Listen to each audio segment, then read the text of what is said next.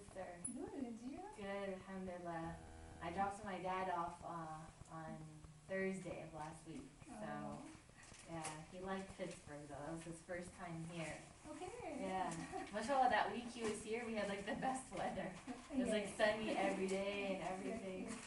And did you find some activities to do? Yeah, he's older, so it's not like he wants to go everywhere all the time. But I took him, where you can take a boat ride on the rivers, Oh, yes. and he Yeah, liked that it's because he nice. loves water. So Yeah. he saw like downtown, Yeah. and then we just kind of drove around and showed him like different neighborhoods. We go, eat out, things Oh, like that. yes. So That's alhamdulillah, nice. yeah. And it makes us so good to see Our family, I yeah. know. I miss them so much. Where does your family live? In Tunisia? Oh, they all live in Tunisia. Yeah. Nobody's here in America. Yeah. And I have a sister who lives in France. Oh, that's still far though. Yeah, exactly. Inshallah, may you guys get closer together again. Yeah, Inshallah. inshallah. So, do you have any questions about the other session or the handouts? No, I read the handouts. They were very interesting about choices and everything. I was gonna ask you, do you think maybe at some point you can provide a list of like really good books like related to pregnancy and childbirth that you recommend? Maybe if I don't read them now, but like when the time gets closer, like in-depth books of what are good Yeah. just to have. Yeah, this is something. Yeah. The pillows in the car. That's fine. It's okay, you don't. I have Oh. some pillows and it's Oh. after the break, so. Okay, Okay, inshallah, okay. inshallah. And I have some more handouts about pregnancy and how to handle pregnancy with hypoactive Oh, okay. thyroid, not treated hypoactive Right. thyroid, and some handouts for For you? yeah. Inshallah. But I'm just waiting for a book. It's for fathers. It's called Fathers to Be, and it was written by a man. So it's a good book because it's from From a male man's perspective. yeah, exactly. Mashallah, that is- So, but I ordered it and it's not yet here. Here. But, when I get it, I will. Let me borrow it. Yes. Inshallah, I'll read it and I'll return Inshallah. it back to you. And we will see after you read the handouts if you still need more information. So just let me know. Okay, sounds good. So today we are going to see mainly the stages of labor and birth. But before starting, we are going to see some other notions like family-centered maternity care, nutrition and exercises during pregnancy, and after that we are going to deal with the labor stages. Okay. So, when I say family-centered maternity care, what does it suggest to you? What comes to your mind? At home, with family. How is the family included throughout the process, throughout the maternity? So it's not an individual just one. Yes. Yeah. That's great. And actually, it's not a protocol or something in protocol in hospitals, but it's more of an attitude that the medical professionals and the caregivers have toward pregnant women and their families. So it's more about the main goal is about having a safe and healthy maternal infant outcome, but it's how can I say? It's seeing birth as a natural physiologic event. It's birth, pregnancy and birth. It's awareness. It's not an illness. So seeing birth as really also a really important life event for the mother to be and for the couple also. It's also respecting the mother individuality and her autonomy and her background. So what can influence her decision making, her culture, her religion, so her education. So every woman is unique. So every pregnancy is unique, and it's normal. It's not because it's unique. Doesn't resemble others.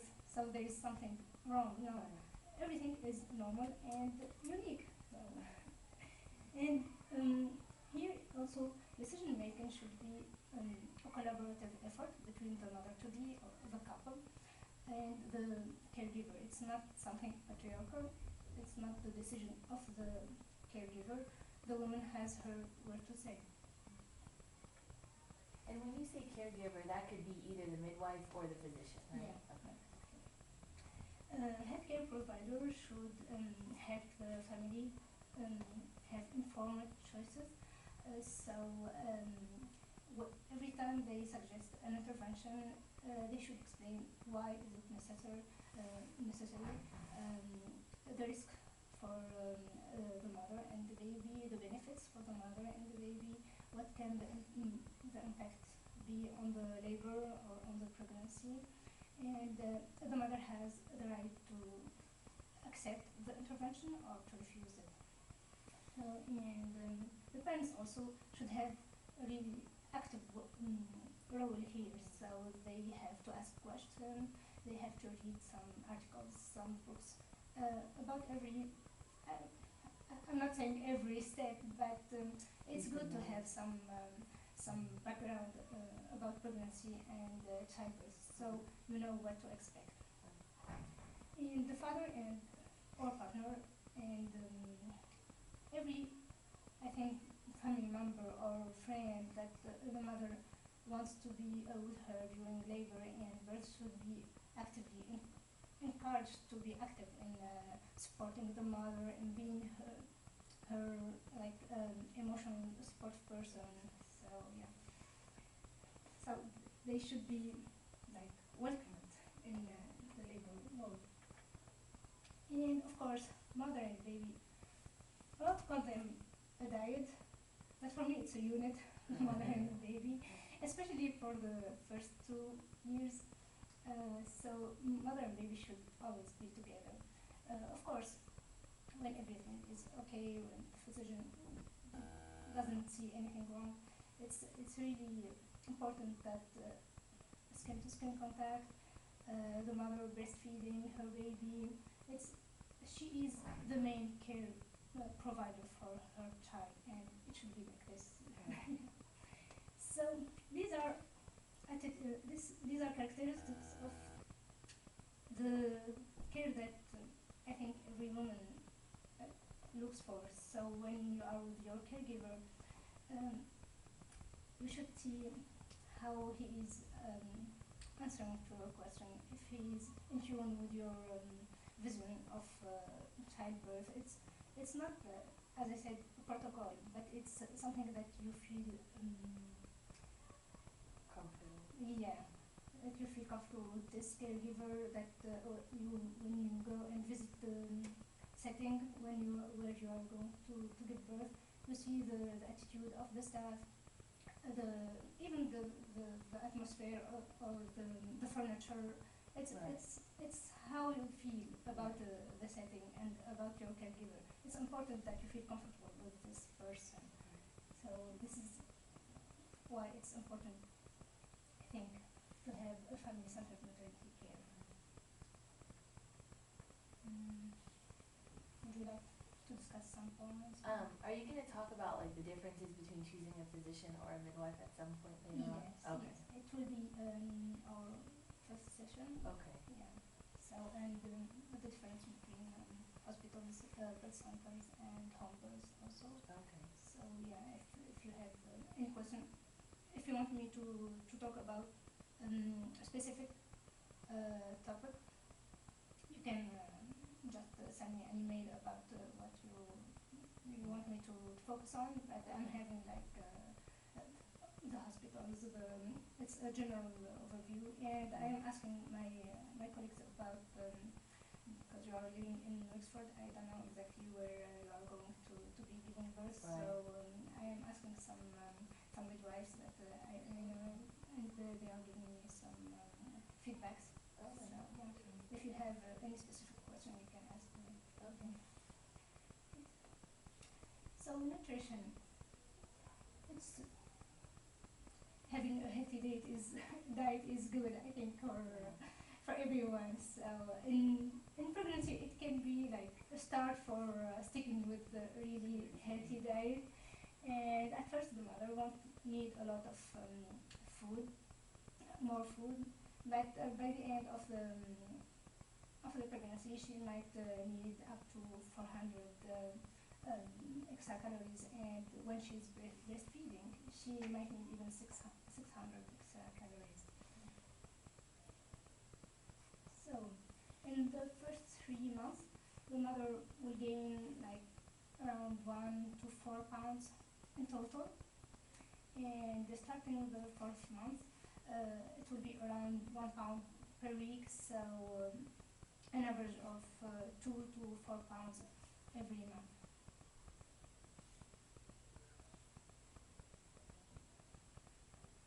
And the gain weight is related to the pre-pregnancy weight. So for average people who have like a body mass index, which is the weight in kilogram divided by the height in meter squared, it's around 19. It's between 19.8 to 26. So in this range, gaining like between 25 to 35 pounds is healthy. Sometimes two plus or minus 1 pound, it's okay, but it's just for me it's the type of nutrition that you're having, the healthy foods that you're having, and the lifestyle, like exercising and everything, that is more important than how much gain weight you're having. So this is just like really healthy plate, and it's not.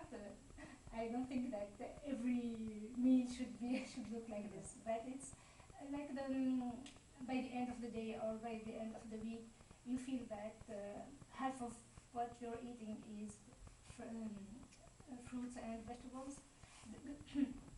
Excuse me. The grains, if you could like half of your grains be whole grains, that would be great. And varying protein sources is also a very good way to have a variety of vitamins and nutrients. And dairy is very good for pregnant women because it gives her calcium, and it's good for the baby's bone and her own bones actually, because the baby is taking out. yeah. So it's water is very important. So around 2 quarts, 2 liters of water per day. And as I said, half your plate vegetables and fruits, half of your grains whole, and variety of protein like meat, seafood, beans and peas, eggs. It's varying is the important thing. And there are some things that a pregnant woman should avoid, like big fish, because it's high in it has high levels of mercury, and it can be toxic to the nervous system of the baby. Also avoiding raw or unpasteurized milk and cheese made with raw or unpasteurized milk, and raw meat, raw fish, raw shellfish, and food containing raw eggs, because these may contain some bacteria or parasites that are harmful to the baby. And of course, avoiding smoking, alcohol, and illegal drugs. And even second-hand smoking is not good for the baby. So just avoid smoking, I think, at home, or try to find some help. I had a question regarding like, what if you have like a cold? Could you take like over-the-counter medications, or because I've heard both ways where people say no, and then I've seen people take it. So what's the best Uh, way to do it? some Tylenol is okay, but I think that's it. Okay, so not any of like the cold medicines or No. flu stuff. They contain, even while breastfeeding, I think caregivers don't encourage taking them because they contain some molecules that are not so good for the baby. And but of course you should talk with your caregiver. But over-the-counter medication during pregnancy and breastfeeding, I'm more about talking about with my caregiver labor before taking anything. Okay. Would you like to discuss any of the? I have some handouts about nutrition, where there is more details, but after reading them, just let me know if you need more. Sure. Yeah. And exercise, of course, it's a very good way to stay fit and actually to prepare for giving birth, because when you have like a fit or a good healthy lifestyle, you enter the like the labor ward Fit and fit, ready to go. yeah, exactly. And of course some I won't say soft, but like moderate exercise like walking, swimming, and prenatal yoga are very good and are safe during pregnancy. And actually walking is, I think, the partner's responsibility because sometimes she just feels so tired, especially Yeah, in need, like, the motivation. yeah, exactly in the third trimester when we feel like she's really heavy, and she is. It's really understandable. Yeah. But some motivation, and when the partner is with you, going for a walk and everything, that makes you okay. Yeah, I'll go for for sure. yeah, exactly. But of course, do not overdo. That you can sweat a little bit, but you should be able to talk when you are doing some exercise. Would you have any question? Would you like to discuss something? I'm okay. Good. We have exercise. Yeah, because we're having challenges right now, just keeping, like, putting exercise into our routine, and I know it's bad, but, No, I understand, but if you're looking for something like for women, I know like there is like a complex, a small complex for women for yoga. If you're interested in yoga, yeah, it's Yeah, it's a good idea. and I can try. I've always wanted to stick with yoga, because I know it's a very good, like, thing to have as an every, consistent in your routine, you know, yeah. for stretching and just even burning calories, you Yeah, know, exactly. And in the same complex, they do also prenatal yoga, and Oh, wow. after that for mom and baby. And Oh, wow. yeah. So if you'd like, I will send you Yeah, the inshallah. link. Yeah, inshallah. So we are going to see some definitions and vocabulary that you're going to hear when you're in labor. So just to understand what these are. So contraction, I know everyone like Yeah. it's the cramping. Scary word, yeah. It's the rhythmic tightening and relaxation of the muscles of the uterus. And during pregnancy and labor, we have like two types of contractions. The contractions that occur during pregnancy, like they start around the 6th week of pregnancy. They are called Braxton Hicks contractions. They usually go unnoticed. They are painless. They don't have an impact on the dilation or effacement of the cervix, but they are here. Excuse me. For the practice, it's yeah, it's training the muscles for the real work. Yeah, in labor, and also they are here to enhance the blood flow in the placenta for a better yeah, exactly, of the nutrients and oxygen exchange. And of course there are like labor contractions. They are also called progressing contractions because they become stronger and longer and more frequent over time. And these are the contractions that will cause the cervix to dilate, and that will help push the baby out of the mother's body.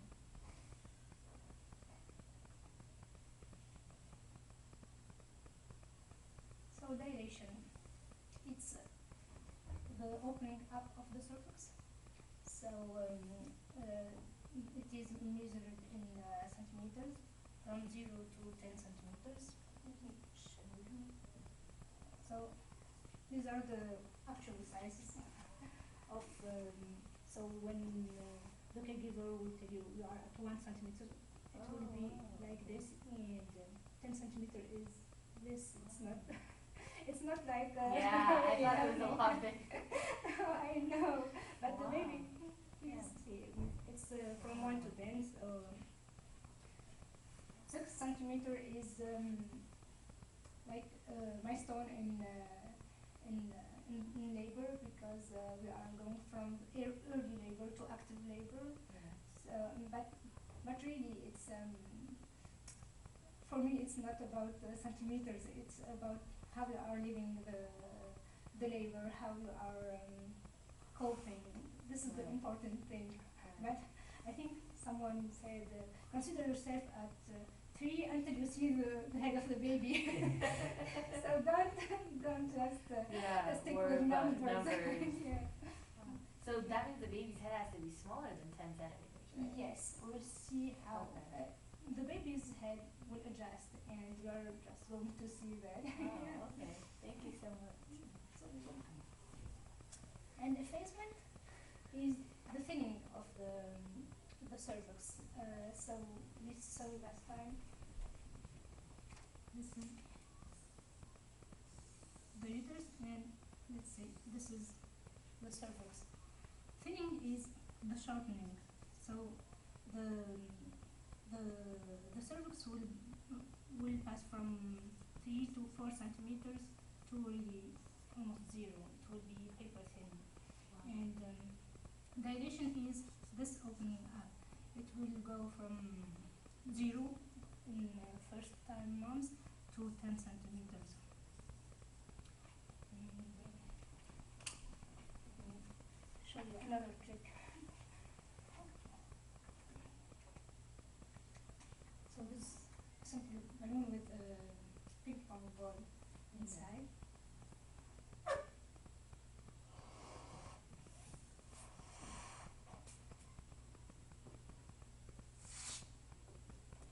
So this is the uterus, and these are Braxton Hicks contractions. You see, they are not making changes here, Right. and they are helping the muscles to practice. The labor contractions will pull on these muscles, so so the cervix will dilate, and they are going to push. This ping pong is my presentation, the head of the baby. Okay. So they come from the fundus, and the pressure will be like this. So as you can see, the Yeah. cervix will be shortening, and this is called effacement. And as you see, it's Slowly pushing the yeah, wall. and it's a collaborative effort between the baby and the uterus. It's not just the Just mother one, yeah. working on her own. The baby is trying to. Come out. Yeah. Actually, very good Yeah, analogy. that's a very, very nice. I like that Very good analogy. example. Oh, yeah, thank you. It's my mentor. Oh, your mentor? Yeah. Station. Station is the location of the top of the baby's head, or the presenting part, in relation to this plane. It's a plane going from through the ischial spines. These are ischial spines, and this plane is zero station. At zero station, the baby is called engaged in the pelvis, in the small part of the pelvis.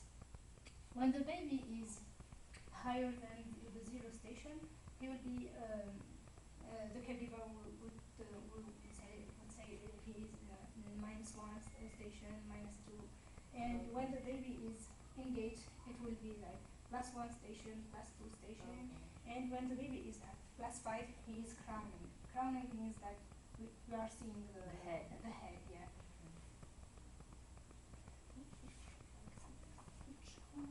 For other views of station.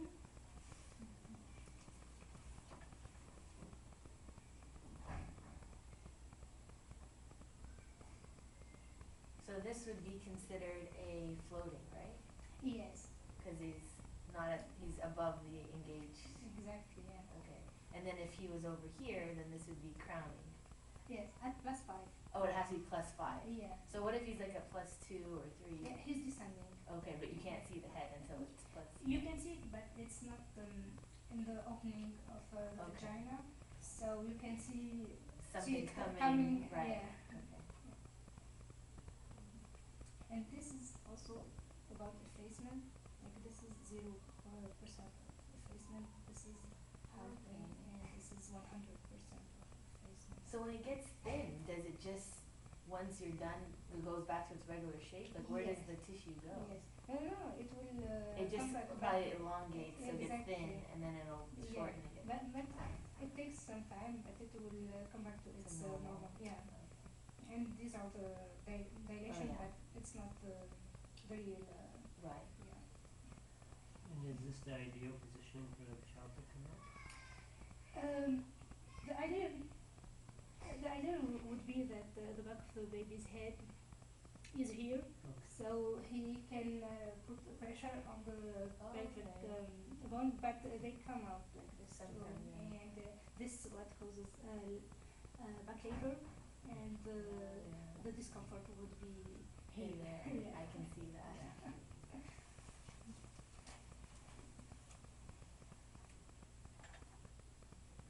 Do you have any question about so molding? Molding is what we just talked about. It's the baby's head adjusting to the 10 centimeters. So when the baby's head is going through the birth canal, and as you said, it's small, like 10 centimeters. The occiput, like this part of the baby's head, is small, but the baby's bones are have the ability to overlap, so they will come one over the other, and it will be, they are like small movements, Yeah. just 1 centimeter or maybe half centimeter, Yeah. and it will give the baby's head the shape, the oblong shape, and after that it will go away. But it's some parents are like, oh, my babies are really like, and it's just like for 1 day or 2 or Yeah. 1 week, and this is the shape. Okay, And I didn't know that they actually can do that, to change their head shape like that. yeah, it's the baby's head bones are not Fused like it is Yeah, when you're an adult, exactly. right? Okay. So they They can can still like, move around. Yeah, and it's Do you wanna see that? subhanallah, like Yeah, it's a fun yeah, law. it's the tool of adjustment. Yeah. but, yeah.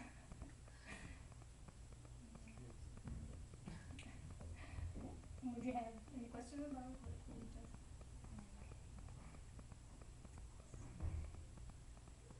Start with labor signs. So there are 3 categories of labor signs: the possible labor signs, pre-labor signs, and the positive signs. So possible signs can be a back pain, like restless back pain, like the one the mother has during her period, and they can also be like menstrual cramps. It's contraction. It's like the menstrual cramps contraction, and soft and frequent bowel movements, and the nesting urge. The nesting urge is like a surge of energy that the woman have a few days or a few weeks before the labor, and she's cleaning all the house, she's organizing, and sometimes it doesn't go so far. It just she's focusing on the clothes of her baby. She's cleaning them out. She's maybe ironing them all the day. Yeah. So it's just preparing for the arrival of the baby, and it's just amazing. Yeah, it's a fun law. The pre-labor signs, they occur before a few days or a few weeks before pregnancy. The non-progressing contractions, so they are the Braxton Hicks contractions, but you will be able to feel them. It doesn't mean they are painful, but they will last like 30 to 40 seconds. They can come and go every 10 to 15 minutes. And during the week they can come then disappear. It's not something consistent. And radical, it's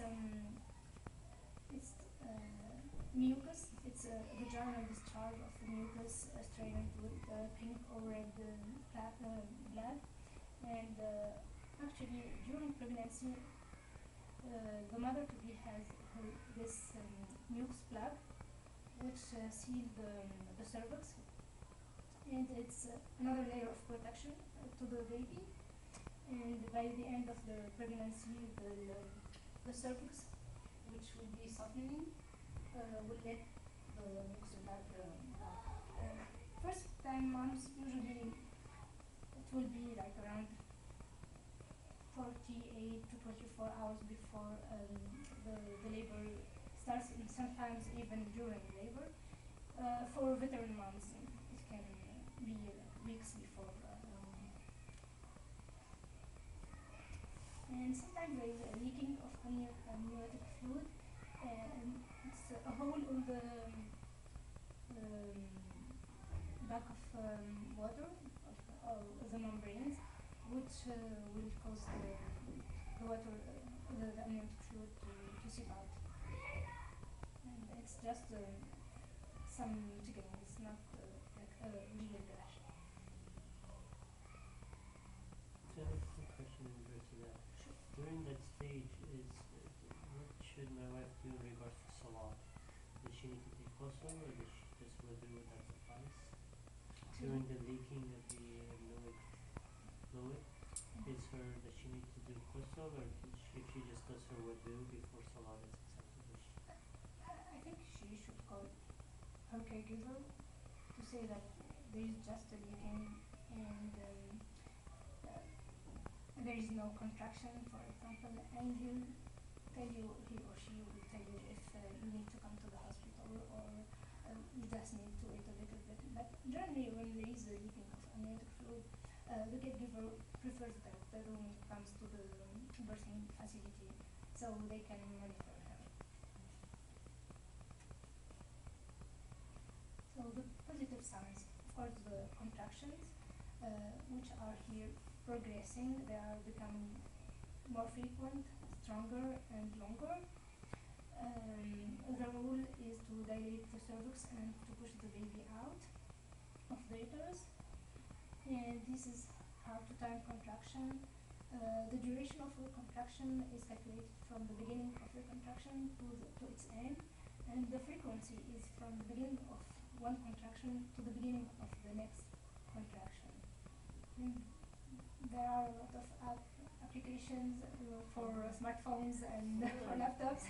So you will just have to to push on start and stop, and you will have like a chart. Oh wow. But if you prefer to to do it, having a stopwatch is And what's the purpose of timing the contractions? Generally, your caregiver will tell you to come to the birthing facility when the contractions are at what we call like 511. They're lasting 1 minute. They're coming up every 5 minutes, and this is during over 1 hour. So this is the 511. Okay, and that's all within a 1 hour time frame. Yeah.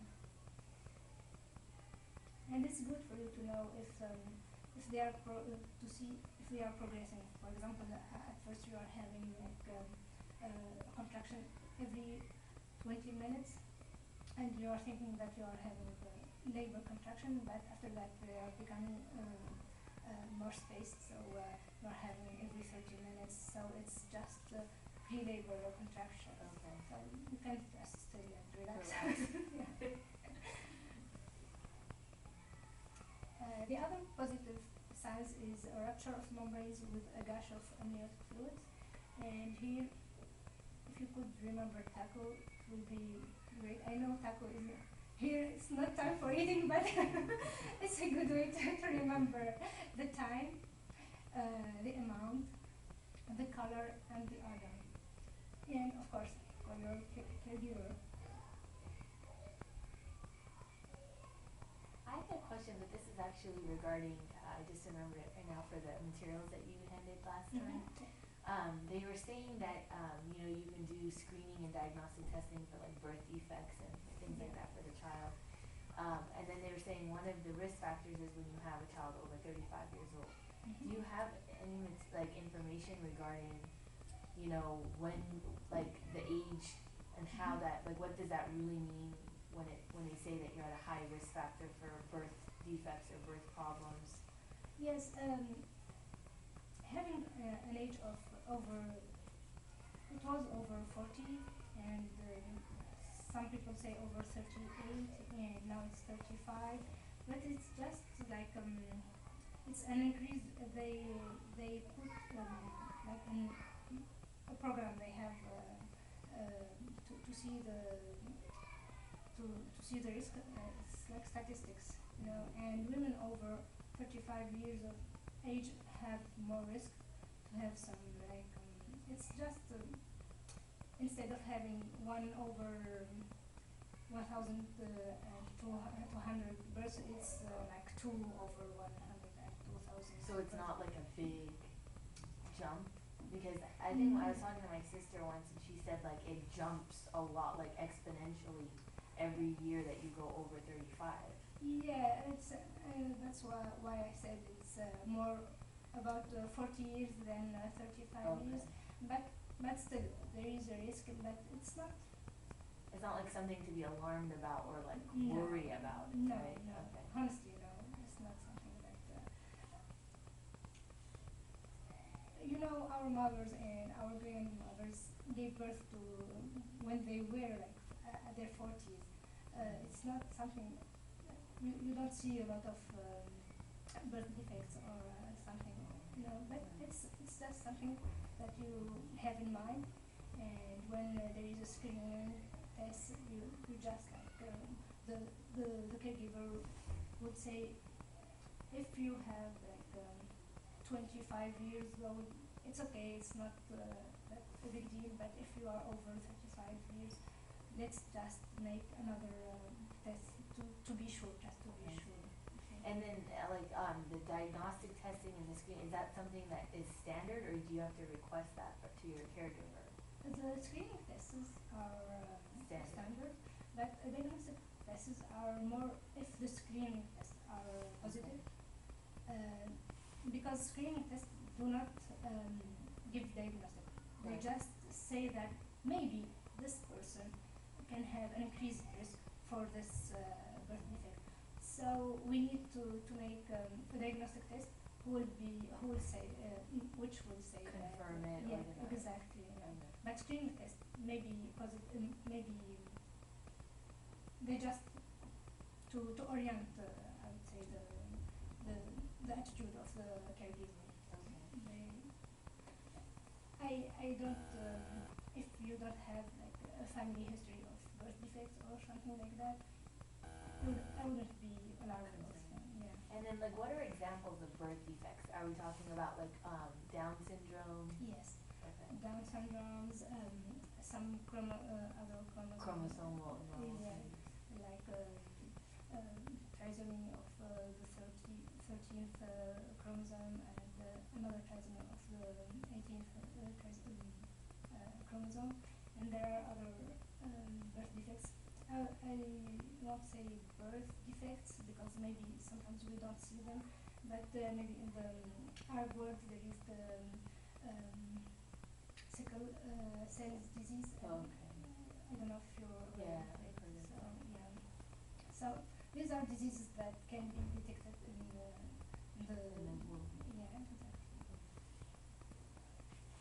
And just for the diagnostic tests, the mother can refuse them if she doesn't want to know, or if at any cost she is not going to terminate the birth. But sometimes it's good to just to Prepare. be exactly to be prepared. And this is the dash of the amniotic fluid. And the third positive sign is a cervix dilated more than 4 centimeters, and of course it's confirmed by local labor.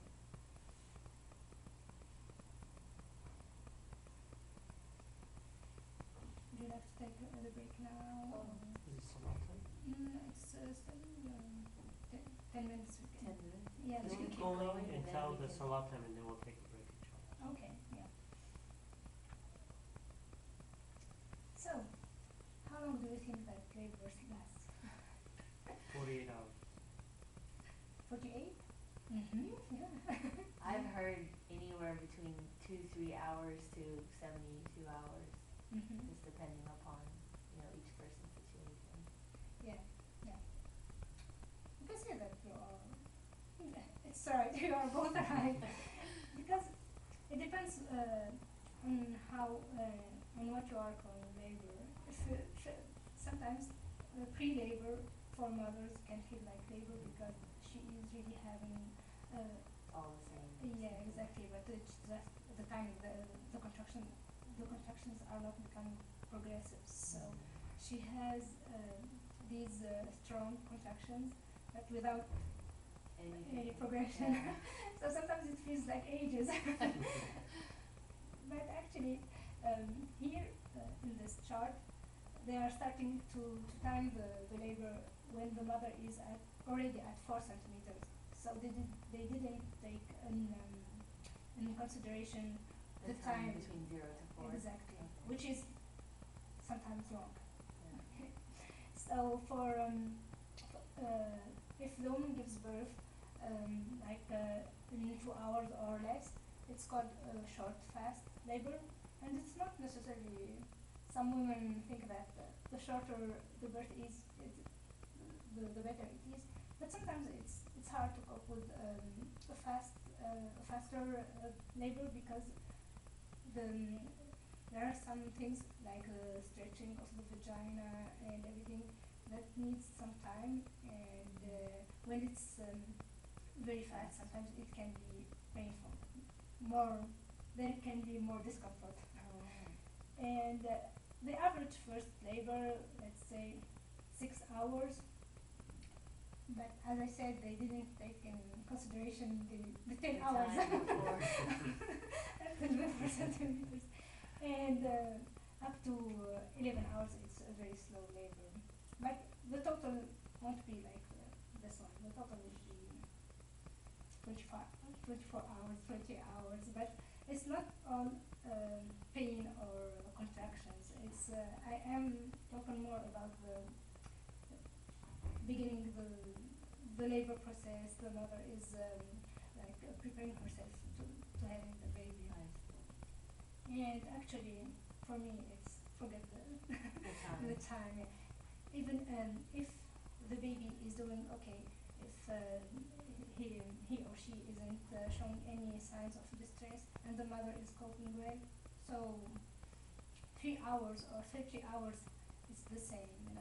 And sometimes it's longer for first time moms because the cervix is still like firm.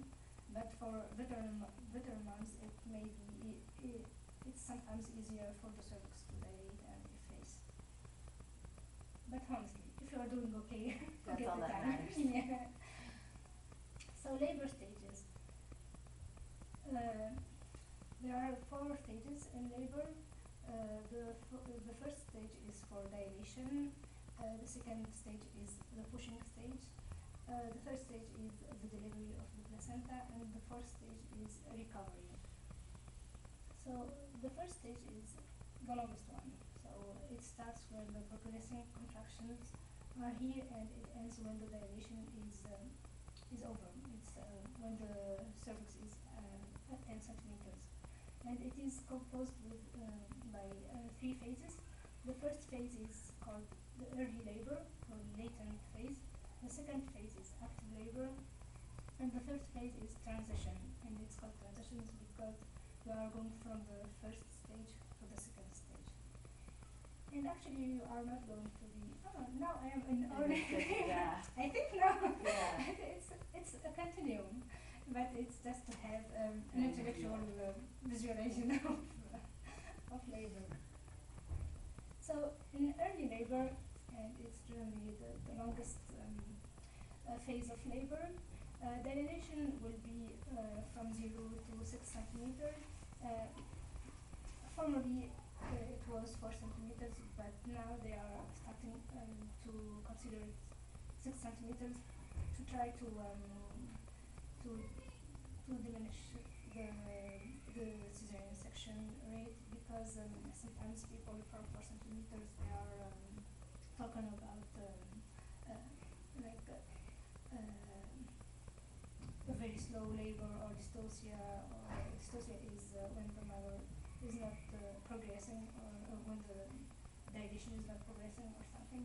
So it's becoming more penalized. Yeah. So it's but now they are more strict. So the ACOG, which is the Association of uh, gynecologists and obstetricians, uh, is trying to diminish this C-section rate, and it's now for changed it to 6 centimeters. So in early labor, contractions are usually mild. The mother can not easily, but can comfortably cope with them. They are lasting between 30 seconds to 1 minute. They are coming every 10 to 15 minutes, and they are progressing. This is the key is that yeah, they are coming stronger, longer, and more frequent. The effacement of the cervix will be full by the end of this stage, and the amniotic sac, if it's not already ruptured, it may rupture here, or it may still intact. The baby will enter the top of the pelvis, and the baby's face is the mother's side. He will be, yeah. The mother will be excited, a little bit nervous, but she's still social. She's talkative. She's walking. She kind of normal. yeah, exactly, normal and excited. Okay. And every person is unique in coping with. I don't know if you are a person who wants to be left alone when you have pain in general, will be more selective. Yeah, exactly. And if you are like more, you need your friends, your family with you when you are in pain, that you will be like this in early labor. So this is the baby. This is before labor begins, and he is entering the pelvis, and we see the dilation and effacement of the cervix, and he is facing the side of the mother. In active labor, the contractions will become more challenging. They will be longer, lasting from 60 seconds to 90 seconds, and coming more frequently, so every 3 to 5 minutes. And here, generally, you are heading to your birth facility. It's the 511 rule. And dilation will be faster, from 6 to 8 centimeters. The cervix will be fully effaced. The amniotic sac, as we saw before, can be ruptured or intact.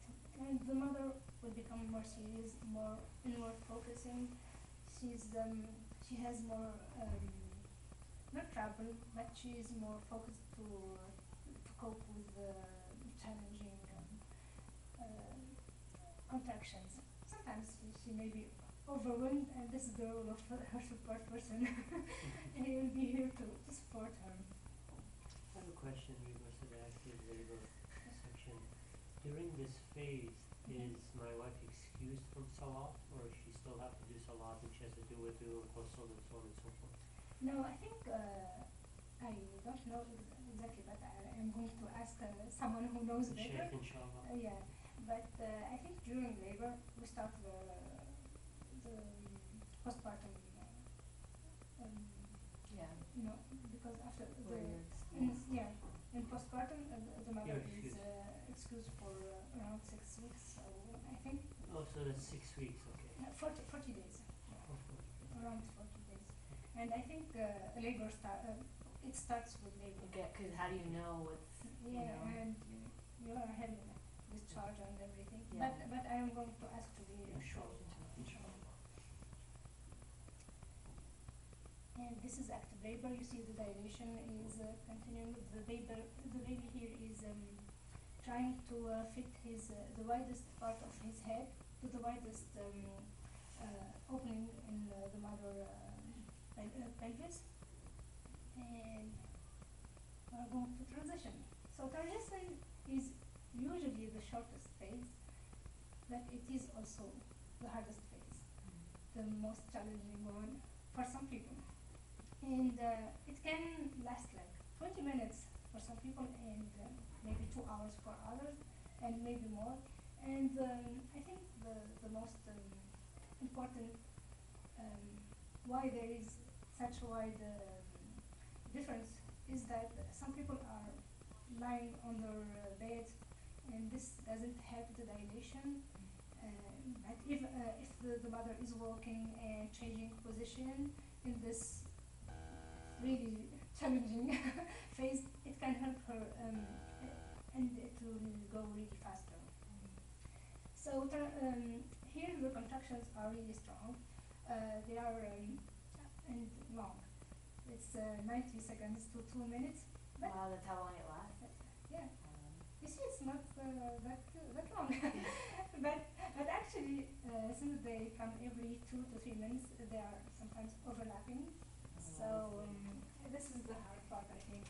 When for the other contractions, you have like 1 minute contraction and 3 minutes rest. You see, and then another contraction.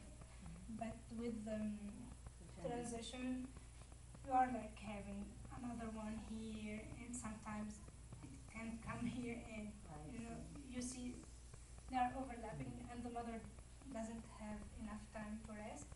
That's why it's a little bit More hard challenging. because you don't find even the time to relax and breathe, but breathing and changing position and some massage and some other tools that we are going to learn about can really help you cope with this phase.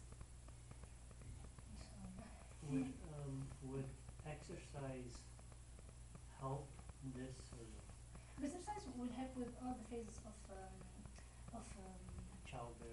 childbirth and labor because you are learning, especially in yoga, you are learning how to breathe and exercise, walking and swimming and yoga help the hips and the pelvic joints to be more flexible, and this will facilitate the descent of the baby and labor will be shorter. So this is transition. You see the dilation is almost it's almost full dilation, and the baby is turning to face the mother's back.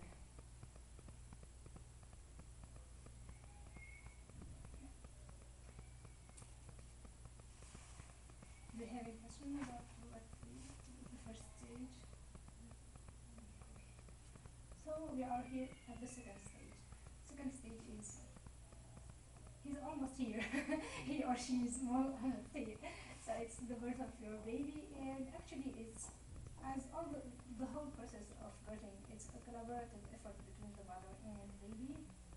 So the baby will leave the uterus, and he or she will rotate and travel through the birth canal and finally leave the mother womb. And the mother has here, like she was really having trouble changing in the transition time, and she's irritable and living in her own world. But here she has like a surge of adrenaline, which are like these hormones that will give her renewed energy, and she will be more optimistic, more aware of her surrounding, and will be I'm sorry, and will be and will be more able to push her baby finally.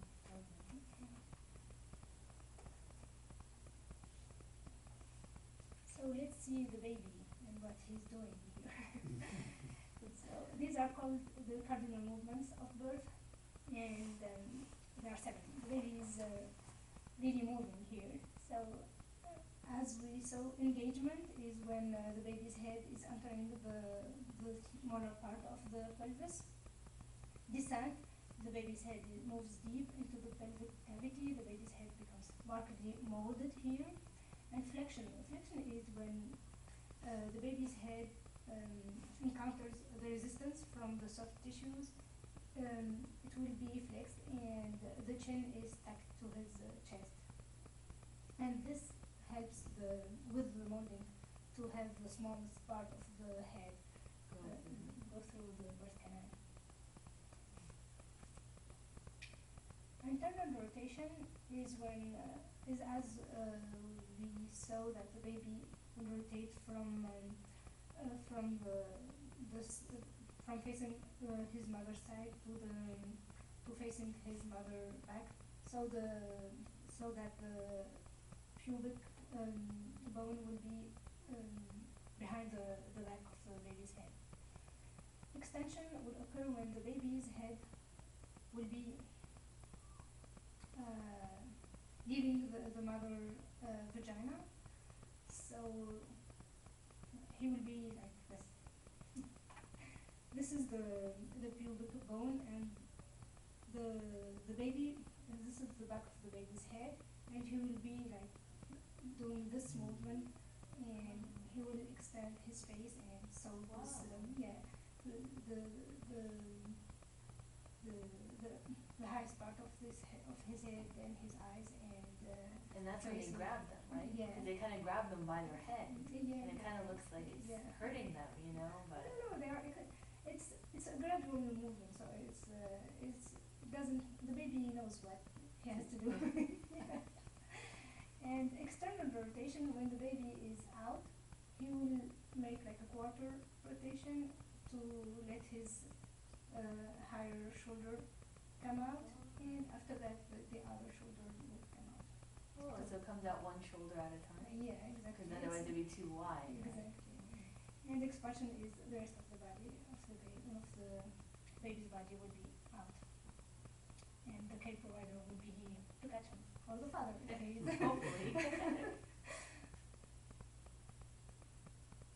So if you'd like, we have a short video, animated video to see these movements.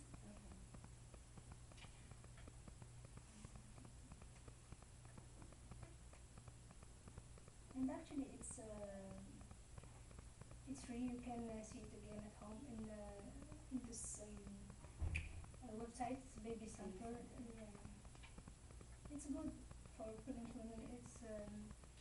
It lets you know every week the week by week changes, and after that, when you have the baby, the week by week milestones, and Babycenter.com.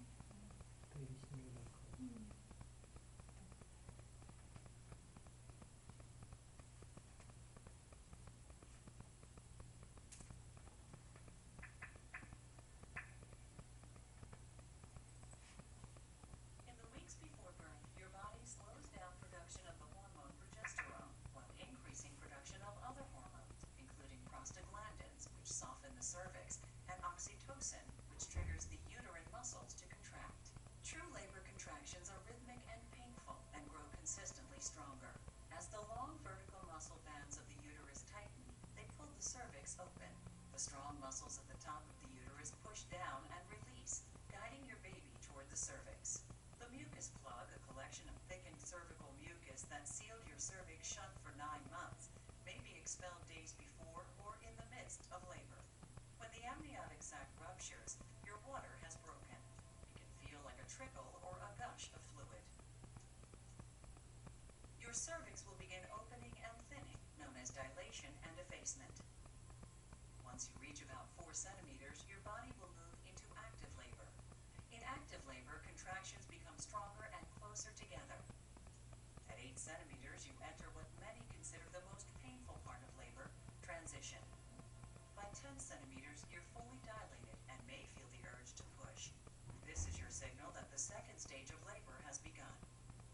baby will move down with each contraction.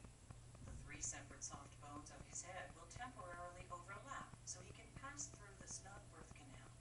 Your baby's scalp will come into view. When the widest part of his head is visible, your baby is crowning.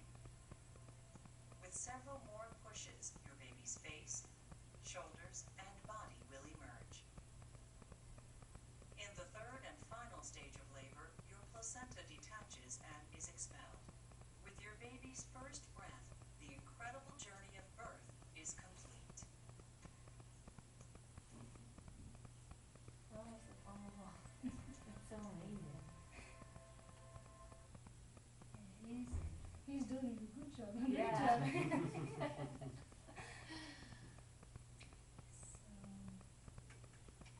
So, would you like to see it again? Do you have any question about No, that was a good visual of all of these steps that we went through.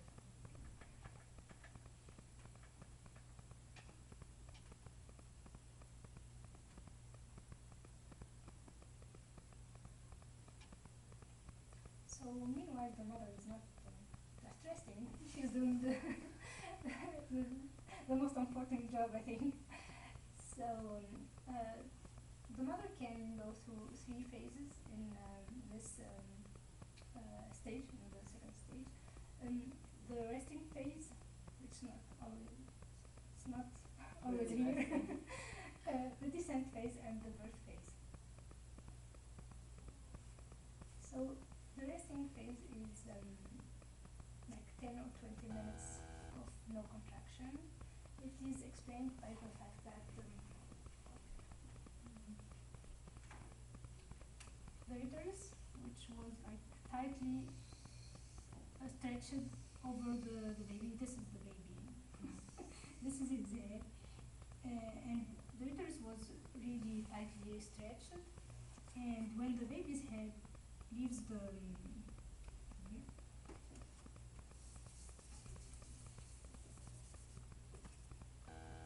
just is expelled, so it leaves the uterus. There is the baby's head is like the third of the baby when he's small, so it gives the uterus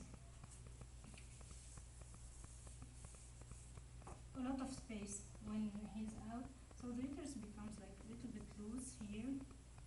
It's a schematic. Yeah.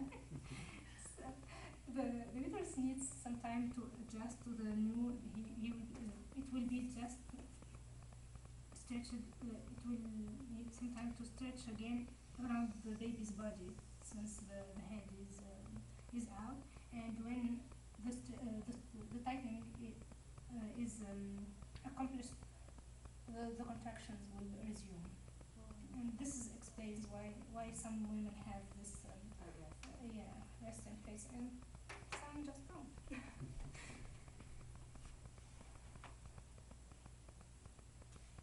And the descent and pushing, so the baby will continue his movement through the birth canal, and contractions resume. They are powerful, very intense, and they last like 60 to 90 seconds. As you see, it's a little bit milder than in transition, so the mother can cope more comfortably with the contractions, and they come every 3 to 5 minutes, so she has like 3 to 4 minutes of rest, so, which is really good for her. And she has this strong bearing down sensation, and she needs to push. So when the baby is coming out of the birth canal, the perineum will bulge, and the movement with every push, the baby's head will go forward. It's downward. I forgot that. Yeah. For vertical positions. And after that, it will retreat a little bit. So every push will have like 2 steps forward and 1 step back. Now, why does it go back 1 step back? It's protection tool for the vagina. So the baby is stretching the vagina, and because So it's not sudden. yeah, exactly. So he just preparing the vagina and coming back. Then he will go 2 steps forward, Forward. and he's getting back. But this is portion crowning. So it at one at one stage it will stop. So this coming back will stop, Okay. and the baby's head will not retreat anymore. And here we are in crowning because the baby's head will be seen at the vaginal opening, and it will be accompanied with stinging, burning sensation. Really? Yeah, it's called the ring of fire. Wow. Yeah, Why and is that? because the muscles and the soft tissues, the skin and everything is really Stretch. stretched at its maximum, and this is something that is not used to it. So Yeah. So it's kind of like when you work out and, the day after your muscles kind of burn a little It's bit. not worse than that. it's not that worse because it's very temporary. You are going to have this for a That's few true. minutes, And then that's true. and that's it. So, and after that, after the baby's head is out, it's okay. You won't feel the rest of it. Okay, it's Yeah. just the head portion. Exactly. It's because it's the widest part of Part. the baby and the hardest. Right, It's because not. of the bones. After that, there are the soft tissue, and so Yeah. it will be Yeah. really more easier. Easier. So first the crown of the baby's head will emerge, and then his face, and after that he's here. So yeah, it's really an amazing journey for the baby and for the couple. Yeah.